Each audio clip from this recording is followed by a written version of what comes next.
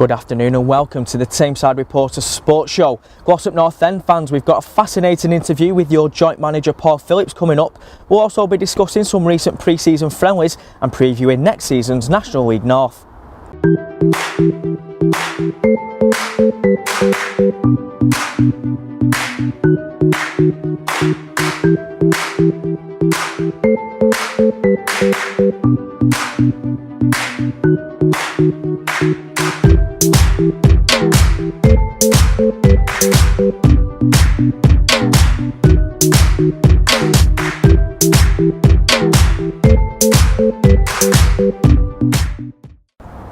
So we'll start by going through some of the pre-season fixtures that have already taken place, beginning at Bowerfold. Stalybridge Celtic 1, League 1, Oldham Athletic 4. Mark, I know you caught a bit of it. What did you make of the game? Yeah, well, I watched it on Facebook. Oldham live streamed the game. Thought it was quite a competitive game. A lot of movement in the first and second half, a lot of team changes. Obviously Oldham, a League 1 side, playing in, I think, 4 divisions higher than Stalybridge next season. So I guess it was an expected result, but I thought overall Celtic put out a decent performance. But at this stage of the season, it's all about fitness. So just a brief word on Oldham then. How do you think they're going to get on in League 1 next season? Well, I think under John Sheridan, if he has the resources, then he can attract decent players here, and I think they'll do all right. So I think they might just reach the playoffs next season, and I think that would be a bit of a shock given there's some pretty big teams in League 1 now. Another friendly that took place on Tuesday night was a bit of a local derby between Mosley and Curzon Ashton. 2 divisions separating the sides, but it finished in a 1-1 draw. Good run out for both teams. Yeah, certainly, especially at this stage of pre-season. Curzon entered that game on the back of a 2-1 victory over Stockport Town. That game actually kicked off Mosley's pre-season campaign. I know that they've got quite a few coming up over the next few weeks. So, like I said before, it's all about fitness at this stage of the season. Getting to see some new trialists, some familiar faces, and some youthful faces as well. So, for both teams, a good run out. So a good run out for Curzon and Mosley. Not so great for Ashton United. They played at Radcliffe Borough and drew 1-1. Ryan Crowther did score a penalty for Ashton, but was then stretchered off with a knee injury. Mark, he was such a crucial player for Ashton last season that hopefully it's not serious, but if it is, it could be a big blow. Yeah, I think they put a lot of hope in Ryan Crowther and Matthew Chadwick to get them to the playoffs next season, or maybe even automatic promotion. So for him to get stretchered off with a knee injury in a pre-season game, massively damaging to Ashton's hopes. You know, I think he scored more than 12 goals in 2017 alone. Him and Matthew Chadwick combined, they scored something like 33 goals last season, so it is a massive loss, but you know, I'm sure Jody Banning will fill the void. 2 other friendlies to mention: Hyde United 1, Chester 1 and Cheadle Town 2 at Glossop North End 2. Speaking of Glossop North End, Mark spoke to their new joint manager Paul Phillips earlier today. Let's see what he had to say ahead of the upcoming season. Just how difficult is it to manage a team and work full time? Very difficult. They're both full-time jobs, to be perfectly honest, because you have to take that many calls, emails and different other things. But yeah, it's an hard balancing act, but one when you're out of football that you realise how much you miss it. Well, we knew that the Glossop job was up for grabs. They advertised it. We went for 1 or 2 others, but the Glossop one was always the prime one that we wanted. So obviously when we came to speak to them, offering us a position, we had 1 or 2 other irons in the fire, but that was really the one that we wanted, with the scope that they've got there and the fan base and everything else that goes with it. So that was the main one that we wanted to go forward with. So what would you say first attracted you to Glossop North End? Was it just the fan base or other things? That was a big plus, but I think if you look at it, and the club's no disrespect, I think it's got massive potential to go on and push on to bigger leagues, bigger things, and hopefully it's a start of a journey that everyone will enjoy. And Grant Shenton's just moved to Trafford. You of course managed him at Stalybridge Celtic last season. Did you never think of bringing him to Surrey Street for the next season? We couldn't afford him. Is that it? Be all and end all, the money that they've got and offered him there. You can't blame the lad for doing that. I spoke to Grant and I'd love him more. I think he's one of the best, if not the best, non-league keepers. And I'm surprised that Stalybridge have let him go, because to replace him it's more or less impossible. But no, it would come down to financial aspects, and we just couldn't match what they were offering. So I guess it begs the question, will you be featuring in between the sticks next season? We've got 1 or 2 trialists playing at the moment in goal. Like I said to the spectators who turned up and the fans who turned up on Sunday, if someone comes in and does a job and we can trust him, then by all means I'll step aside. But if I can still do a job and no one comes in to step up to the plate, then at this moment in time, yeah, I will be playing. So Mark, Paul Phillips aiming for automatic promotion. Do you think that's a tad optimistic, or do you think Glossop can achieve that next season? No, I think he's got the experience along with Steve Halford to achieve that aim.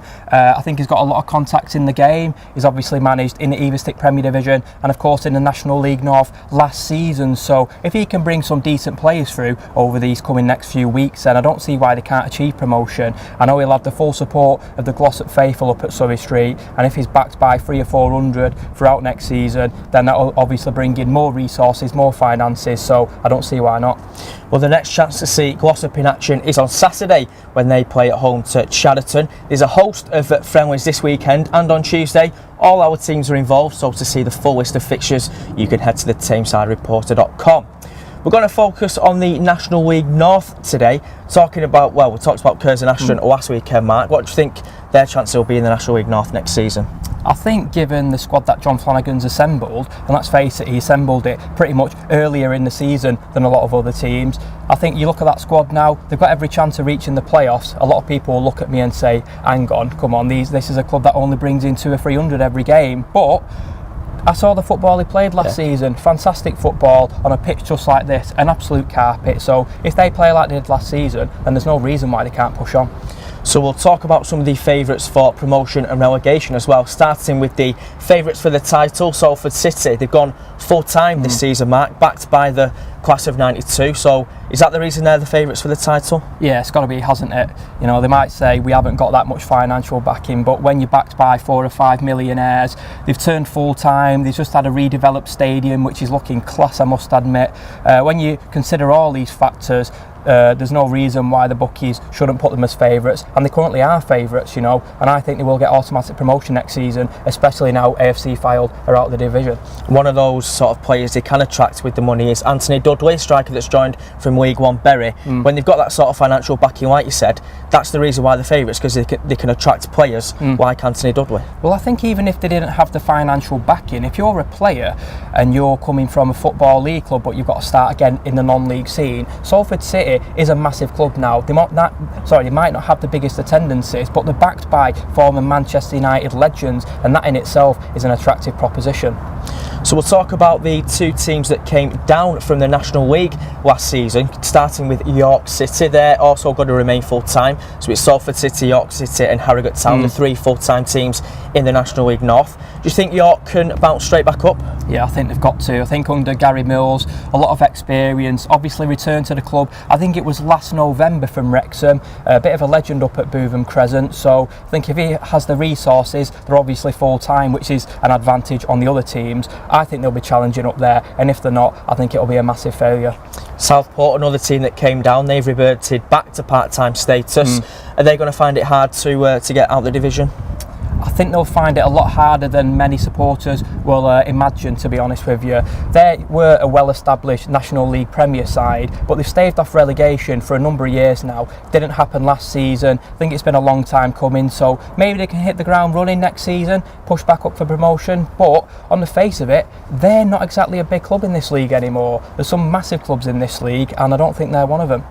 So the final team that came down from the National League was North Ferriby United. That was their first and only season in the National League. They travelled to Curzon Ashton to kick off their season. What do you make of their chances for promotion, Mark?